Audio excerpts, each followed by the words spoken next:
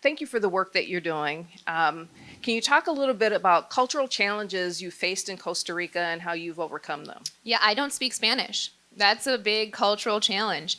Um, it's interesting as you're down there, you start to understand what they're saying, but I have no clue how to respond back. So what that has led us to do, the first time we were down there, we met up with someone, and I forget what organization he was with. He was down on a stewardship trip as well, and he was able to act as our translator.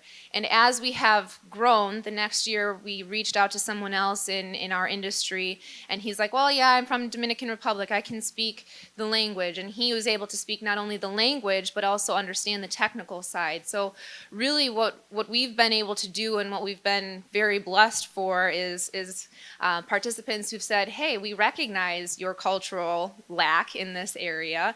Let me help you out. We're excited about what you're doing. We will work with you to make sure that this continues to move forward. So that is definitely one of the cultural challenges we faced. Let me comment on that in a different view, but it's based on a 60-year-old after 45 years of experience.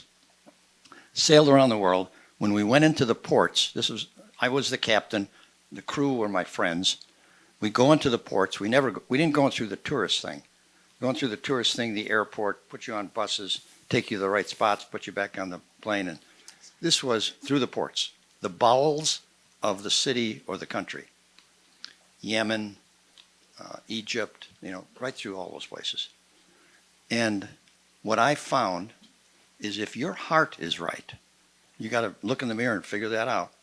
If your heart is right, the people, and they know you respect them, whatever their procedure is, whatever their process is, I respect it.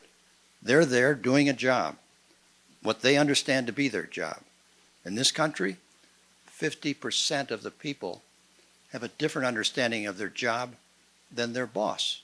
So if they did everything perfectly, 50% of the time they're going to lose. So I respected whatever they were doing. Sometimes they weren't even there.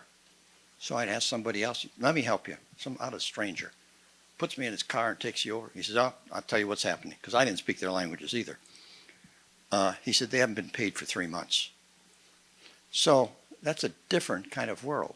But no place, no country, at least 150 countries, did I find people that wouldn't come to your aid with no expectations in return. But you've got to be transmitting, not verbally, just you and your demeanor, what you're thinking about, how they're dressed, the streets, respectfully.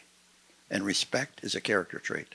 And it falls right into leadership, whether you're leading or people are following you.